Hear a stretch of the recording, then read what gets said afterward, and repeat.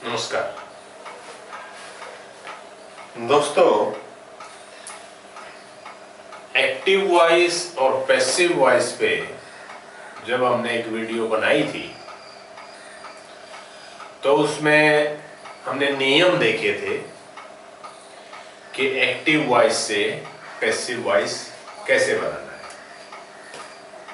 और अभी मैं जो एसएससी ने एग्जाम लिए हैं CGL टायर 2 और हायर सेकेंडरी लेवल एग्जामिनेशन, इनका जब मैं इंग्लिश का पेपर देख रहा था तो मैंने देखा कि इंग्लिश के पेपर में 10% क्वेश्चन सिर्फ वॉइस चेंज करते हैं। या तो सेंटेंस एक्टिव वॉइस में होगा, उसको पैसिव वॉइस में बनाना है, या पैसिव वॉइस में दिया है तो सिर्फ उसको एक्टिव वॉइस में बनाना है। और 10% क्वेश्चन सिर्फ इसी इशू में आते हैं। हायर सेकेंडरी लेवल में 50 में से 5 क्वेश्चन थे सभी तीनों पेपरों में, और CGL टायर 2 में 20 क्वेश्चन थे 200 में से। तो मुझे लगा कि अगर एक्टिव वॉइस और पैसिव वॉइस वाली वो वीडियो, एक ही वीडियो किसी ने ध्यान से देखकर अगर पर्याप्त अभ्यास किया है तो उन क्वेश्चंस को आराम से कर सकते हैं। तो आज हम उन नियमों को जो एक्टिव वॉइस से पैसिव वॉइस बनाने के थे उनको एक बार फिर से देखेंगे थोड़ा सा, और फिर ये कुछ क्वेश्चन हैं जो हायर सेकेंडरी लेवल के पेपर में आए। ये 10 क्वेश्चन हैं, हमने 2 सिटिंग के पेपर कवर किए हैं। इनको फिर हम देखेंगे कि कैसे एक्टिव वॉइस का है तो पैसिव वॉइस में कैसे बनाएंगे, और पैसिव वॉइस में है तो एक्टिव वॉइस में कैसे बनाएंगे। आइए शुरू करें। सबसे पहले नियमों में हमने चेंजेस बताई थी कि क्या करनी है। कुछ चेंजेस ऐसी हैं कि जो एक्टिव वॉइस से पैसिव वॉइस बनाने में और पैसिव वॉइस से एक्टिव वॉइस बनाने में आपने करनी ही है। वो तो हमेशा ही होगी। जैसे वर्ब की थर्ड फॉर्म पैसिव वॉइस में जरूर होगी, और पैसिव वॉइस में सिर्फ थर्ड फॉर्म ही होगी। एक्टिव वॉइस में तो अलग अलग टेंस पे निर्भर करता है कि कौन सी फॉर्म होगी, पर पैसिव वॉइस में हमेशा थर्ड फॉर्म ही होगी। ऐसा हमने उस टाइम बताया। और जब एक्टिव वॉइस से पैसिव वॉइस बनाते हैं तो एक शब्द हम अपनी तरफ से लगाते हैं, ऐड करते हैं वर्ब की थर्ड फॉर्म से पहले। और वो कौन सा शब्द होगा ये इस बात पे निर्भर करता है कि एक्टिव वॉइस में वर्ब की कौन सी फॉर्म है। इसके अलावा हमने ये भी कहा था कि जो सब्जेक्ट है एक्टिव वॉइस में, पैसिव वॉइस में वो पीछे चला जाता है, और जो ऑब्जेक्ट होता है एक्टिव वॉइस में पैसिव वॉइस बनाते हुए वो वाक्य के शुरू में आ जाता है। और उसका कारण ये है कि पैसिव वॉइस में हमारा जो घटना पे होता है, जो घटिए, उसका जो एजेंट है, उसमें जो काम को करने वाला है वो इतना इंपॉर्टेंट नहीं होता। इसीलिए कई बार जब आप देखेंगे कि एक्टिव वॉइस का सेंटेंस है और उसकी पैसिव वॉइस बनानी है, जो पॉसिबल चॉइस दी होती है क्वेश्चन के नीचे, उनमें बाई और बाई के बाद सब्जेक्ट मेंशन्ड ही नहीं होता, उसके बगैर भी चलता है। लिख दे तो भी ठीक है, ना लिखे तो भी ठीक है, पर आपने चॉइस के हिसाब से देखना है। अगर चॉइस में बाई लगाकर सब्जेक्ट नहीं दिया हुआ है तो उससे आपने घबराना नहीं। आपने सिर्फ ये देखना है कि इन चारों में से बेस्ट कौन सा है, और उसमें सबसे पहले आपने सिर्फ ये देखना है कि वर्ब की कौन सी फॉर्म आ रही है और आप जो एडिशनल वर्ड लगा रहे हैं वो क्या लगा रहे हैं।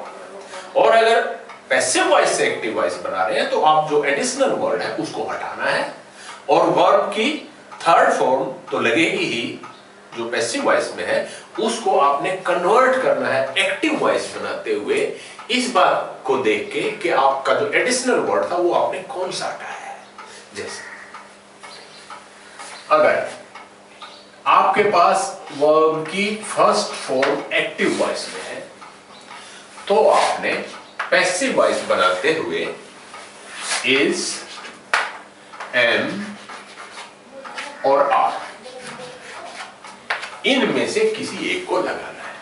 और वर्ब की थर्ड फॉर्म तो रहेगी ही, हमेशा रहेगी।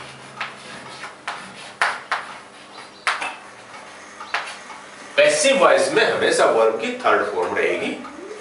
एक्टिव वॉइस में अगर फर्स्ट फॉर्म है तो उस थर्ड फॉर्म के साथ आपने इज, एम और आर में से एक लगा देना है।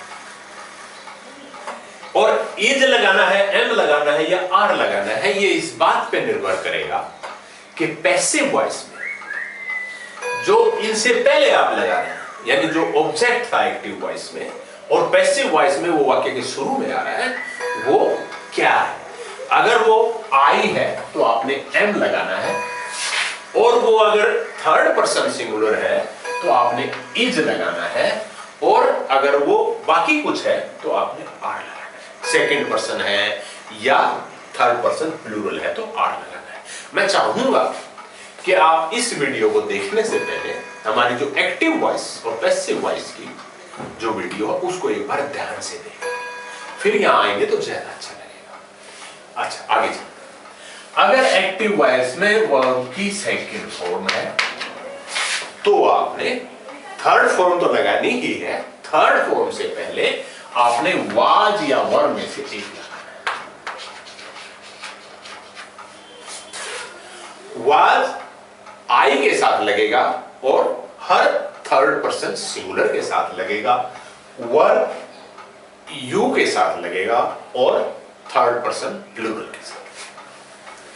अगर वर्ब की थर्ड फॉर्म ऑलरेडी दी हुई है एक्टिव वॉइस में तो फॉर्म तो थर्ड ही रहेगी पैसिव वॉइस में, और अपने पास से आपने जो लगाना है वो बीन लगाना है, और सबके साथ बीन लगेगा। I, you, third person singular और थर्ड पर्सन प्लूरल। इसके बाद अगर will, shall,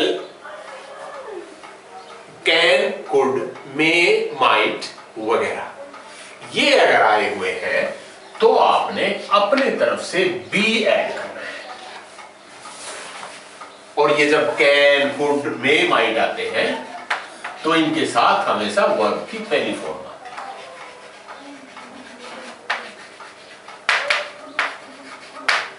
can, could, may, might, ought, इस तरह ये जब आते हैं इसमें विल, सेल भी आ गए।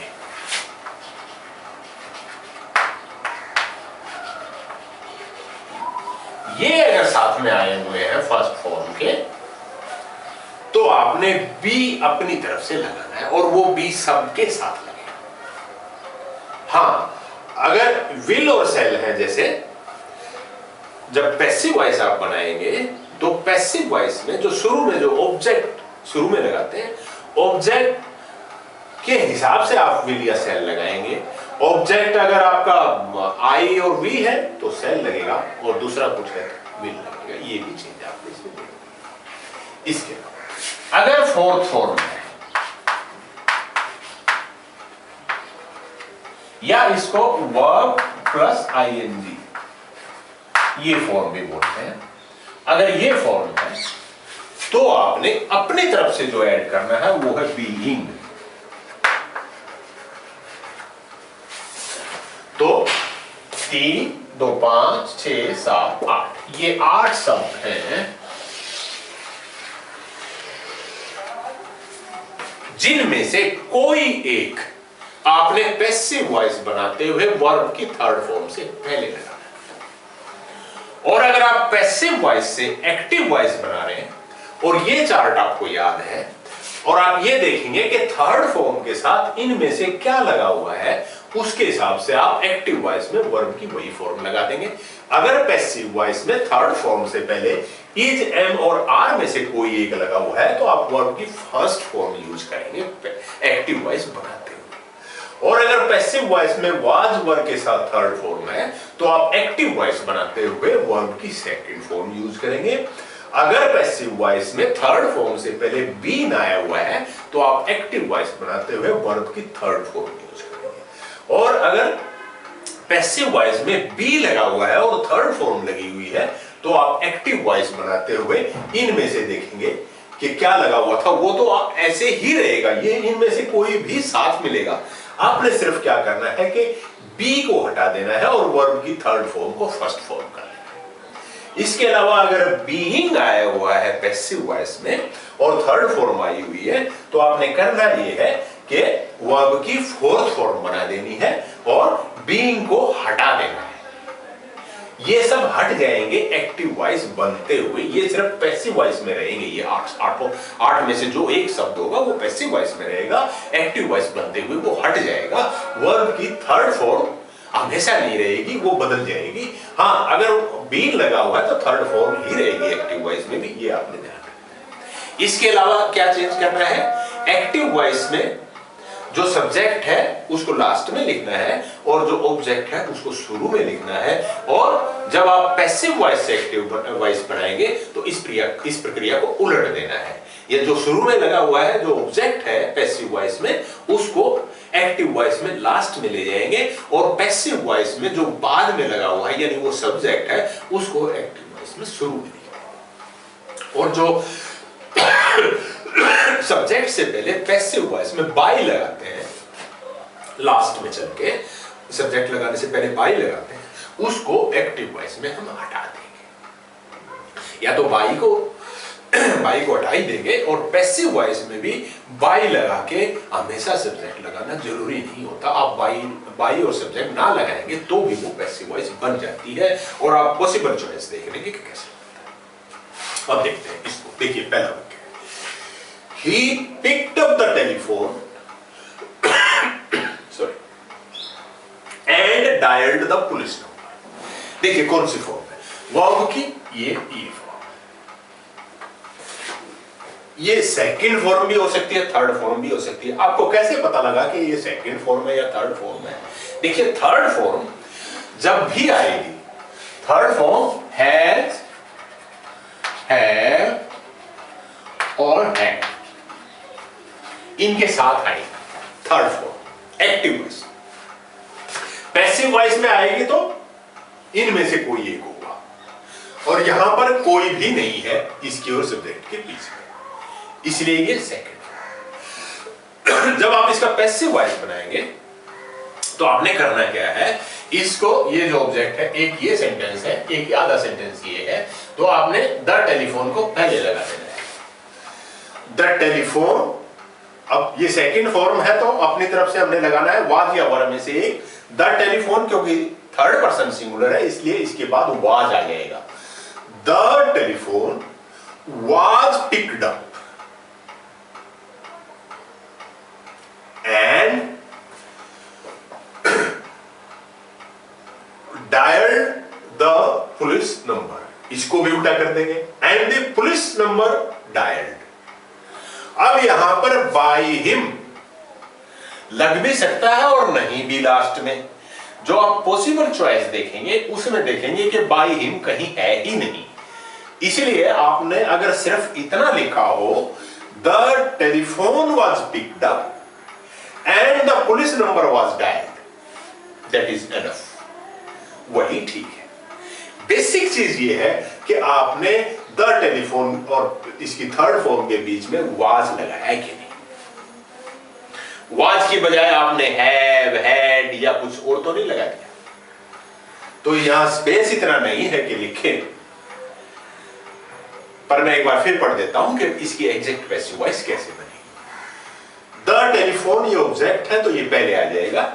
द टेलीफोन, वर्ब की ये थर्ड फॉर्म आ जाएगी picked up, the telephone picked up, और इसके और बीच पिक्ड अप से पहले वाज या वर में से एक लगाना है, वाज लग जाएगा। The telephone was picked up, अब ये and the police number dialled, the telephone was picked up and the police number dialled, ये करेक्ट चॉइस। अगला, she took the dog for a walk, ये भी सेकंड फॉर्म है। Second form है तो was या वर लगेगा, अपनी तरफ से ऐड करना, हमने थर्ड फॉर्म बनानी है। ऑब्जेक्ट है द द डॉग पहले आ जाएगा। द डॉग, क्योंकि थर्ड पर्सन सिंगुलर है, the dog was taken for a walk by her, या the dog was taken by her for a walk. अब इनमें से जो भी चॉइस हो, the dog was taken by her for a walk या the dog was taken for a walk by her, जो भी चॉइस इनमें से हो, दोनों चॉइस नहीं मिलेंगी तो उसको आप लिख दें। अगला, the waiter filled the glasses with water. ये है वर्ब, ये भी सेकंड फॉर्म है, ये आप देख ही रहे हैं, क्योंकि हैज, हैव, हैड और इनमें से कुछ भी नहीं है, तो ये एक्टिव वॉइस है और थर्ड फॉर्म नहीं है बल्कि सेकंड फॉर्म है। तो आपने द ग्लासेस लगा के, अब देखिए द ग्लासेस, ये थर्ड पर्सन तो है पर प्लूरल है, इसलिए इसके बाद वर आएगा। The glasses were filled with water by the waiter. मुझे पता नहीं, अभी याद नहीं है कि ऑप्शंस में बाय द वेटर दिया हुआ है कि नहीं दिया हुआ है। अगर नहीं दिया हुआ है तो आप उस पे जोर ना दें कि बाय द वेटर लिखा हुआ मिलेगा तभी आपका पूरा होगा ना। दिया हुआ है तो ठीक है, नहीं दिया हुआ है तो भी कर दें आप, ठीक। पर आपने ये है कि आपने ऐड प्रॉपर करना है, थर्ड फॉर्म प्रॉपर बनानी है और ऐड वर ही करना है इसमें। अगला, ट्रेसपासर्स शैल बी प्रोसिक्यूटेड। अब देखिए ये एक्टिव वॉइस है कि पैसिव वॉइस है, पहले आप ये देख ले, तो सभी में देखना था। ये थर्ड फॉर्म भी हो सकती है, सेकंड भी हो सकती है। अब इसके साथ क्योंकि बी लगा हुआ है और मैंने कहा था कि ये इन 8 में से कोई एक शब्द हो, हैज, हैव, हैड हो तो, और उसके साथ जो फॉर्म लगती है फिर वो थर्ड ही मानी जाएगी। हालांकि इनकी स्पेलिंग एक ही होती है, थर्ड फॉर्म की और सेकंड फॉर्म। बी के बाद लगा हुआ है तो ये थर्ड फॉर्म है और ये थर्ड फॉर्म है और बी के साथ आई हुई है और बी इन 8 में से एक है, तो इसका मतलब ये पैसिव वॉइस है। The trespassers shall be prosecuted. अब इसमें दिया ही नहीं हुआ कि प्रोसिक्यूट कौन करेगा, सब्जेक्ट दिया ही नहीं हुआ है, तो सब्जेक्ट आपने अपनी तरफ से ऐड करना। या तो लिखे कि उनको कौन प्रोसिक्यूट करेगा, पुलिस करेगी या अथॉरिटीज करेंगी। तो आप जो चॉइसेस दी हुई हैं उनमें से आप देखेंगे, चॉइसेस में जो दिए हुए हैं उनमें अथॉरिटीज लिखा हुआ है, तो आप ये मान के चलें कि यहां पर इसके लास्ट में by the authorities, by the authorities या बाय अथॉरिटीज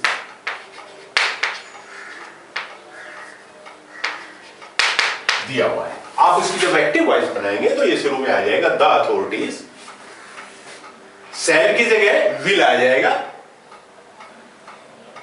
द अथॉरिटीज नहीं भाई, नहीं आएगा, क्योंकि यहां पर जो शैल लिया हुआ है ये भी ट्रेसपासर्स के लिए दिया हुआ है और ट्रेसपासर्स के साथ नॉर्मल सर्कमस्टेंसेस में विल आता है, और जब शैल आया हुआ है इसका क्रम बदला हुआ है, इसका मतलब यहां विशेष परिस्थिति है। और ये विशेष परिस्थिति अगर पैसिव वॉइस में है तो ये एक्टिव वॉइस में भी रहेगी और करेक्ट सेंटेंस बनेगा द अथॉरिटीज शैल, और इसकी पहली form the authorities shall prosecute trespassers. तो आप चॉइसेस में देख लें, द अथॉरिटीज दिया हुआ है या अथॉरिटीज दिया हुआ है, वो तो वहां से लिख देंगे और उसके बाद शैल यो का यो रहेगा और इसकी फर्स्ट फॉर्म हो जाएगी और ये बाद में चला जाएगा। अथॉरिटीज या द अथॉरिटीज शैल प्रोसिक्यूट ट्रेसपासर्स, ये बनेगा इसका करेक्ट। अब they will laugh at you,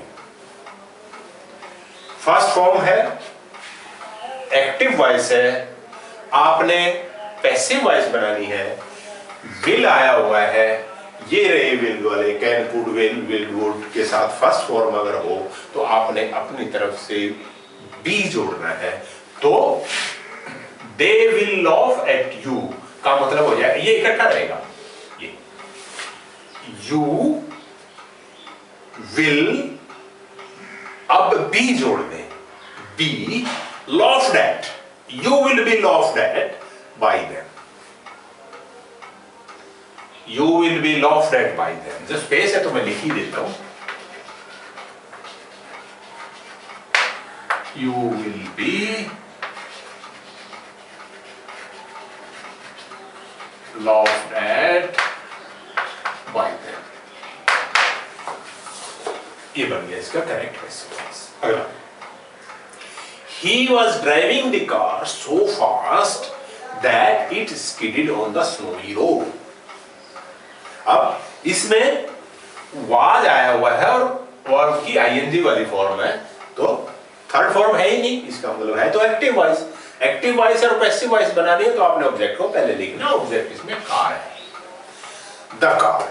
was जो रहेगा, ये ing वाली फॉर्म है तो बीइंग हो जाएगा, द कार was being, और वर्ब की third form driven, the car was being driven by him so fast, आगे होगा यो, so fast that it skidded on the snowy road.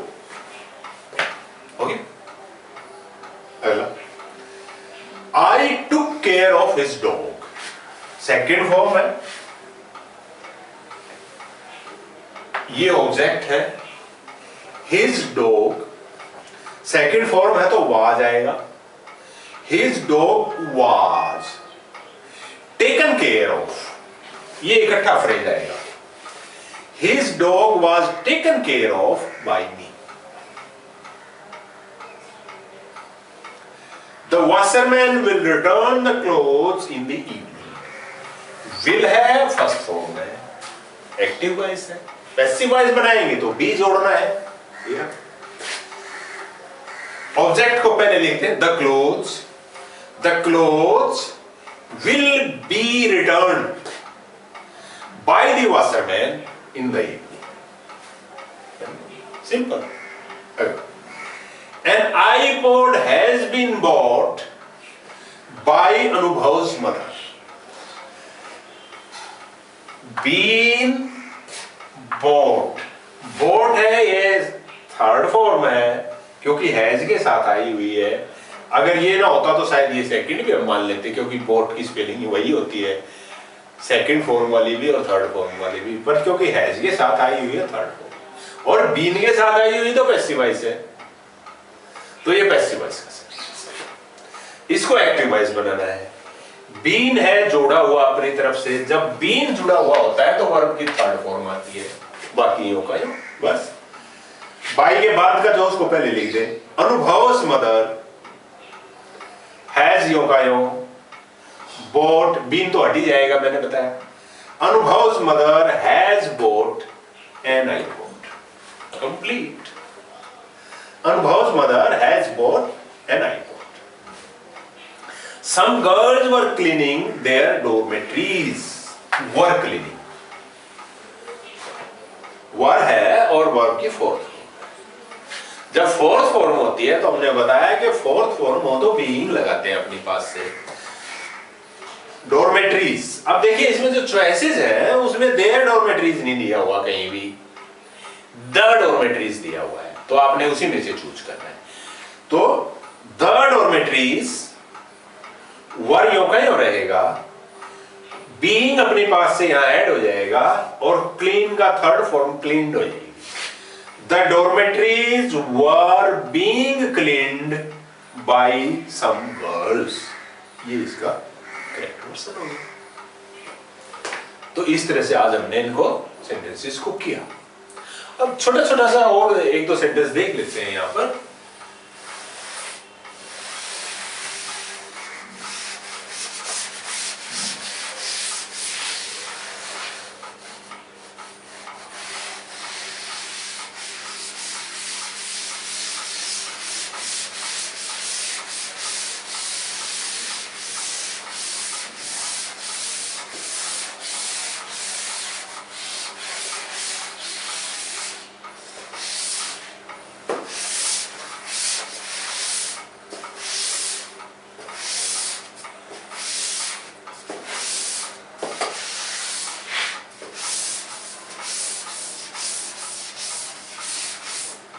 इसमें एक दो चीज और ध्यान करने की है कि अगर आपका एक्टिव वॉइस में हु लगा हुआ है तो आपने पैसिव वॉइस में इसको बाई लगा के whom कर देना है।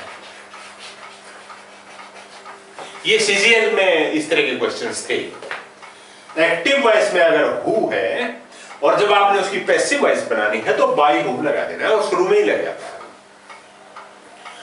ये था। अच्छा, अब देखिए, फिर देखिए कि इनको आपने हटा देना है पैसिव वॉइस से। जैसे छोटे छोटे कुछ देखते हैं, मैं भी है हमारे पास, वीडियो में है 2-4 मिनट।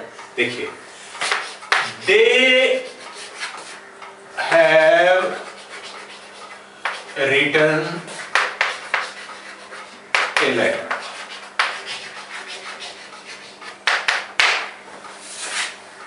रिटन थर्ड फॉर्म है, हैव है, तो हैव इन आर्ट में कहीं नहीं है, इसका मतलब ये सेंटेंस एक्टिव वॉइस का है। पैसिव वॉइस बनाएंगे तो इसको पहले ले आएंगे ए लेटर। अब ये तो यहां लगेगा, हैव है लेकिन ए लेटर के साथ हैज हो जाएगा क्योंकि ये थर्ड पर्सन सिंगुलर है। अब ये थर्ड फॉर्म है तो यहां पर ए फिर हो गया, फर्स्ट, सेकेंड, थर्ड और विल, सेल, एक्सेट्रा, और ये फोर्थ फॉर्म। अगर ये थर्ड फॉर्म है तो थर्ड फॉर्म के साथ बीन ऐड होना है, तो यहां पर बीन आ जाएगा। फिर वर्ब की third form by, then. Who